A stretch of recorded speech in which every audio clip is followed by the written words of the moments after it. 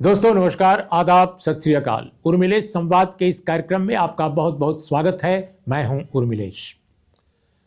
दोस्तों, संसद का सत्र चल रहा है और भारत की जो राजनीति है वो इस मुद्दे पर इस वक्त गरमाई हुई है कि भारत के वे लोग जो गलत तरीके से, अवैध तरीके से अमेरिका में गए थे, उनकी वापसी हो रही है। धीरे धीरे उनको डिपोर्ट किया जा रहा है। लेकिन जिस तरीके से डिपोर्ट किया जा रहा है उस पर आज विपक्ष के लोगों ने वहां पर प्रोटेस्ट किया संसद भवन के सामने अंदर। और वहां पर जो उन्होंने प्रोटेस्ट किया वो स्वयं अपने हाथों में हथकड़ी लगा ली और अपने कमर में कुछ लोगों ने बेड़ी भी लगा ली थी। लेकिन ये प्रोटेस्ट जो उनका था उसमें निशाने पर अमेरिका कम और भारत की सरकार ज्यादा थी। उनका कहना था कि भारत की सरकार ने, हमारे देश के प्रधानमंत्री कहते हैं कि अमेरिका के राष्ट्रपति डोनाल्ड ट्रंप उनके निजी मित्र हैं, दोनों का बड़ा व्यक्तिगत रिश्ता है। तो आखिर भारत के जो अवैध ढंग से रहने वाले वहां पर लोग थे उनको वापस जिस तरह किया गया, उसमें तमाम जो अमानवीय तरीके अपनाए गए वो क्यों बर्दाश्त करती रही भारत सरकार? क्यों नहीं उसने निगोशिएट किया? बहुत सारे लोगों ने ये भी कहा कि कोलंबिया की तरह वो स्वयं अपना जहाज भेजने की बात क्यों नहीं उन्होंने की? अमेरिकी सैन्य जहाज क्यों आया? ये सवाल भी उठाया लोगों ने। तो अमेरिका की भी आलोचना कर दी इस मुद्दे पर और भारत सरकार तो निशाने पर थी ही उनके। दोस्तों, 104 अप्रवासी जो भारत के अवैध अप्रवासी हैं वो आए। बताया जाता है कि अभी 18,000 अप्रवासी जो अवैध अप्रवासी भारत के हैं वो आएंगे। कब आएंगे, किस किस जत्थे में आएंगे, एक जत्था कितने का होगा, इसके बारे में कोई डिटेल अमेरिकन गवर्नमेंट ने अभी तक भारत को नहीं दिया है, या दिया है तो भारत सरकार ने अभी तक उसको पब्लिक नहीं किया है। तो 18,000 लोग अभी आने बाकी हैं। और अगर हम इंटरनेशनली काफी चर्चित एक रिसर्च सेंटर प्यू रिसर्च को माने, प्यू रिसर्च अमेरिकन सेंटर है रिसर्च का, अगर प्यू की बात माने तो प्यू ने अपने आंकड़े में कहा है कि ये संख्या जो है वो लाखों में है। और जो उन्होंने संख्या बताई है दोस्तों वो भी मैं आपको बता दूं। वे कह रहे हैं कि भारत के जो अवैध अप्रवासी हैं उनकी संख्या 7,25,000 से भी ज्यादा है। 7,25,000 से ज्यादा है। अब इस पर अमेरिकी गवर्नमेंट ने, और देखना यह है कि भारत के प्रधानमंत्री अमेरिका जा रहे हैं, क्या क्या आंकड़े सामने आते हैं, क्या क्या इस बारे में दलीलें सामने आती हैं। लेकिन ये मैंने आपको एक इंडिपेंडेंट रिसर्च सेंटर की बात की जो लाखों में बता रहा है। लेकिन 18,000 तो क्लियर है, इसमें तो कोई दो राय नहीं। ये तो ऑफिशियली ये चीजें अमेरिकी अखबारों में, अमेरिकी वेबसाइटों पर आ चुकी हैं कि भारत के इतने अप्रवासियों को भेजा जाएगा। दोस्तों, जो सबसे बड़ी आपत्ति जताई गई है, जैसा मैंने पहले कहा कि भाई जो लोग भेजे गए, ठीक है वो गैर कानूनी ढंग से वहां गए थे, लेकिन क्या उनके साथ मानवीय बर्ताव नहीं किया जा सकता था? क्या वो दंगाई थे? क्या वो आतंकी थे? क्या वो उग्रवादी थे? जी नहीं। वे सारे लोग जो गए उनमें 100% जो लौटे हैं वे रोजगार के लिए गए। तो अपने देश में रोजगार की कमी के चलते, बेरोजगारी के चलते, बेहतर जीवन यापन की लालसा के चलते वो अमेरिका में रहने का सपना लेकर गए। अमेरिका को खुश होना चाहिए कि डेवलपिंग कंट्रीज जो हैं भारत जैसे, उनके लोग उसको ज्यादा मुफीद मानते हैं, अपने लिए सपना देखते हैं अमेरिका में रहने का। यकीनन वे गलत ढंग से गए, अवैध ढंग से गए। लेकिन मैं बार बार यह कह रहा हूं कि वे आतंकी नहीं थे, वे उग्रवादी नहीं थे, वे चोर नहीं थे, वो अमेरिका विरोधी नहीं थे, अमेरिका के खिलाफ कोई षड्यंत्र करने वहां नहीं जा गए थे, अपने लिए गए थे, अपने बच्चों के लिए गए थे। ऐसे लोगों पर निश्चित रूप से अमानुषिक व्यवहार उनके साथ नहीं होना चाहिए था उनके लौटने पर।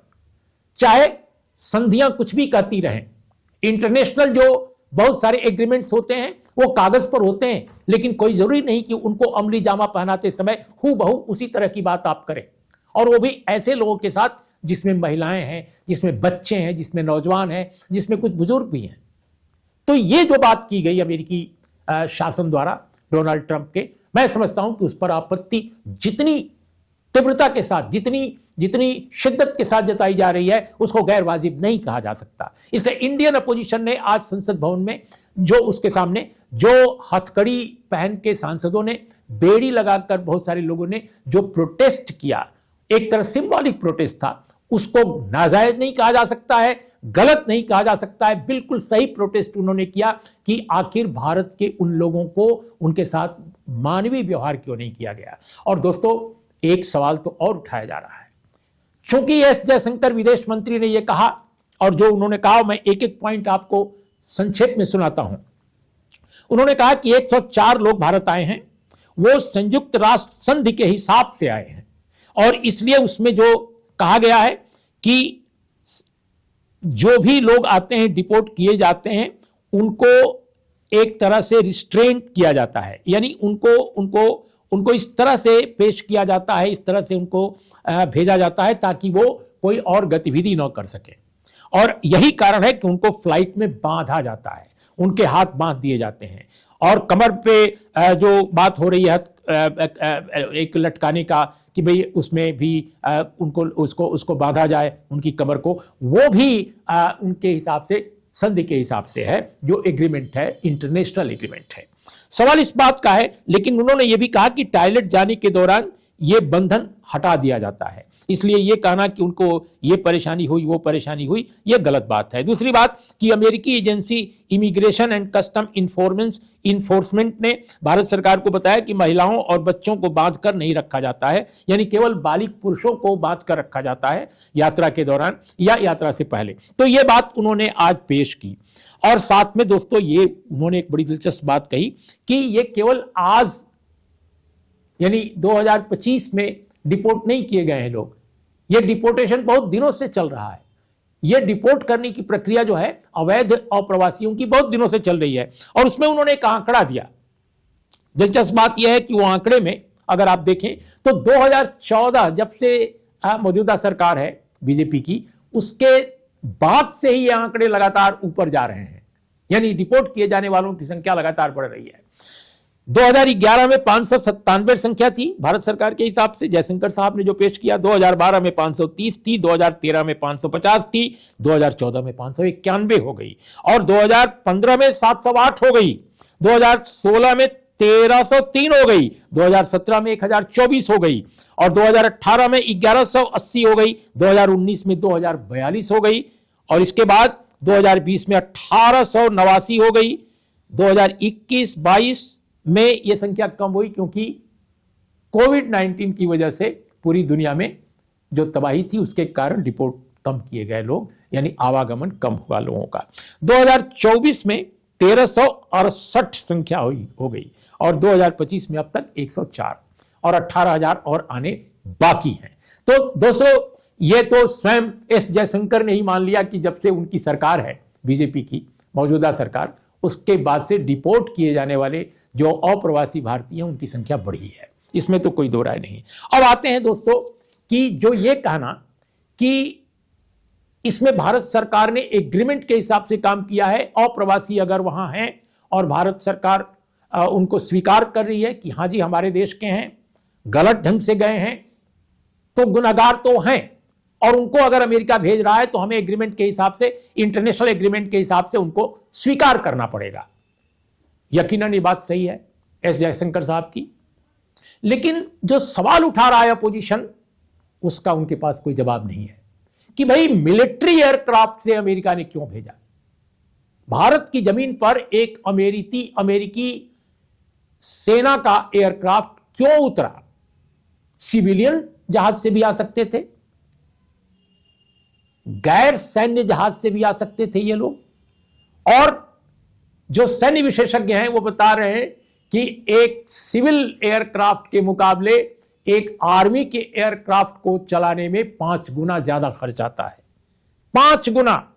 तो ऐसी स्थिति में ये क्यों किया गया? और दूसरी बात, जब कोलंबिया जैसे मुल्क ने, जिसकी आबादी बामुश्किल 5 करोड़ 21 लाख है, 5 करोड़ 21 लाख, वो भी एक डेवलपिंग नेशन है, अगर कोलंबिया, और उसकी जीडीपी हमारे जीडीपी से बहुत पीछे है,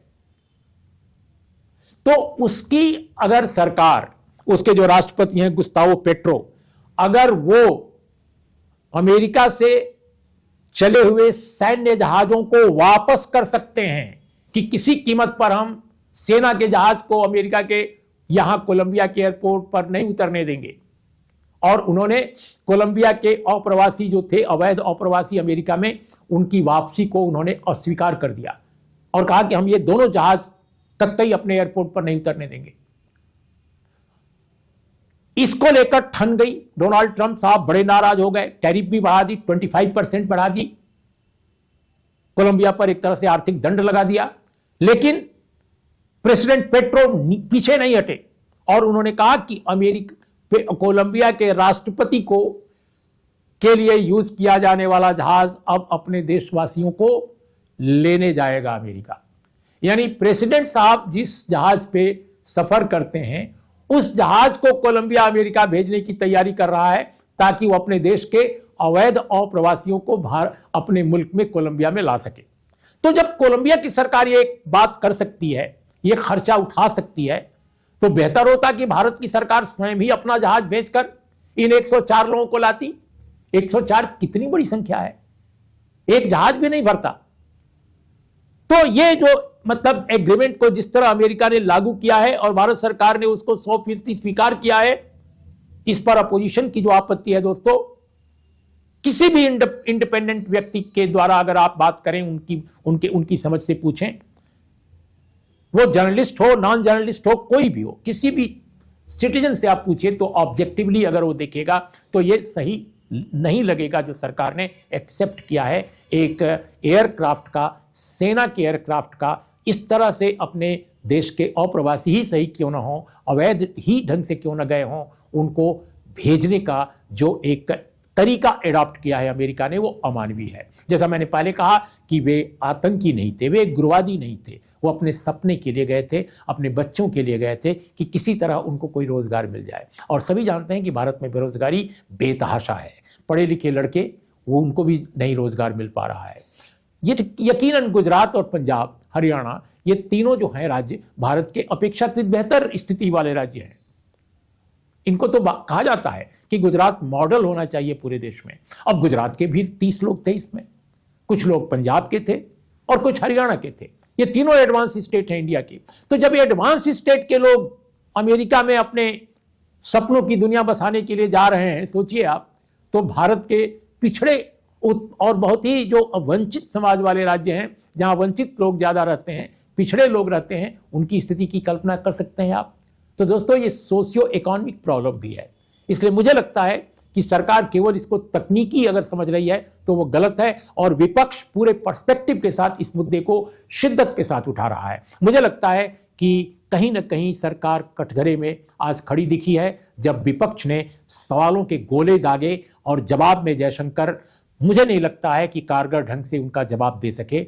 और ये सवाल हमेशा गूंजता रहेगा लोगों के दिमाग में, चाहे वो जिस पार्टी, जिस खेमे के समर्थक हों, कि आखिर भारत सरकार अपने जहाज भेजकर अपने अवैध ही सही अप्रवासियों को क्यों नहीं भारत ले आई। अमेरिकी जहाज में किसी जानवर की तरह, किसी दास की तरह, जैसे दास पहले ले जाए जाते थे बांधकर कॉलोनियल एरा में, उस तरह से क्यों आने दिया। जब उसको मालूम था कि इसी तरह से लाए जाएंगे लोग, तो क्यों एक्सेप्ट किया। तो दोस्तों इसी सवाल के साथ आज की टिप्पणी का मैं समापन करता हूं। नमस्कार, आदाब, सत श्री अकाल।